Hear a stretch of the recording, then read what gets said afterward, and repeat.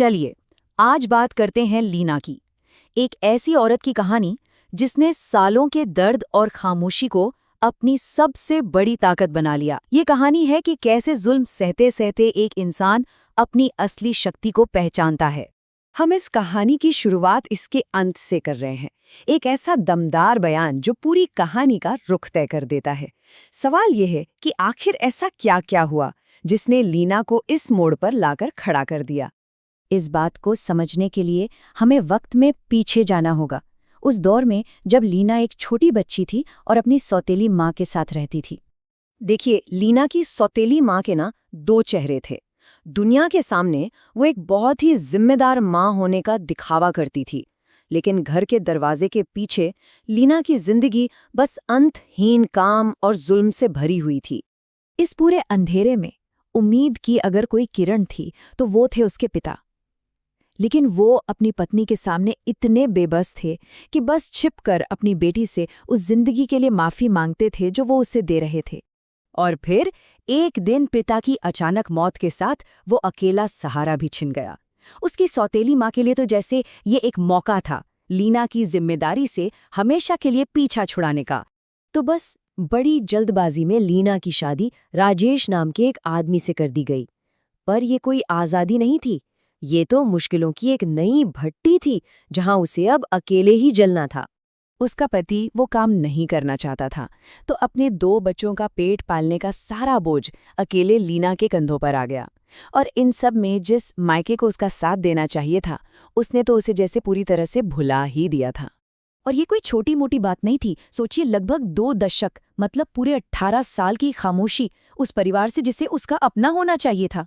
18 साल बहुत लंबा वक्त होता है, लेकिन कहते हैं ना, हर चीज की एक सीमा होती है।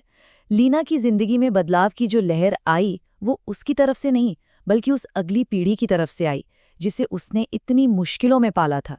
हुआ यूं कि सालों बाद जब उसकी सौतेली माँ उसके घर आई, वो भी सिर्फ ताने देने, तो लीना के जवान बेटे आर्यन ने सालों की चुप्पी तोड़ दी। उसने अपनी नानी को वो सच कह दिया जिसे वो कभी सुनना ही नहीं चाहती थी। और बस यहीं से किस्मत का पहिया पूरी तरह घूम गया। एक तरफ लीना का बेटा आर्यन अपने कारोबार में तरक्की कर रहा था, तो दूसरी तरफ उसके सौतेले भाई रोहन का सब कुछ बर्बाद हो रहा था। शक्ति का जो संतुलन था वो अब बदल चुका था। और फिर एक दिन लीना के पास उसकी सौतेली माँ का फोन आया, और फोन पर आवाज में इतनी मिठास थी, इतना प्यार था जो लीना ने जिंदगी में पहले कभी महसूस नहीं किया था। सोचिए, जिंदगी में पहली बार उसकी सौतेली माँ ने उसे बेटा कहकर बुलाया, उससे घर आने की मिन्नतें करने लगी, कहने लगी कि उसे लीना की बहुत याद आती है। बेटे ने बहुत समझाया कि ये सब धोखा हो सकता है, पर लीना इस उम्मीद में चली गई कि शायद माँ सच में बदल गई हो। घर पर उसका ऐसा स्वागत हुआ जैसा कभी नहीं हुआ था, उसका पसंदीदा खाना बना, लेकिन ये सब एक बहुत बड़े जाल का हिस्सा था। खाने के बाद उसके सामने कुछ कागज रखे गए और कहा गया कि बस एक छोटा सा दस्तखत कर दे। उन कागजों में लिखा था कि वो अपने पिता की सारी जायदाद अपने सौतेले भाई रोहन के नाम कर रही है। और बस उसी पल में सालों की चुप्पी, बेइज्जती और दर्द के बाद लीना के अंदर कुछ ऐसा जागा जो अब खामोश नहीं रह सकता था। इस बार लीना ने इनकार कर दिया, लेकिन बहुत शांति से और बहुत ही साफ शब्दों में। उसने बताया कि वो भी अपने पिता की बेटी है और उस जायदाद पर उसका भी उतना ही हक है।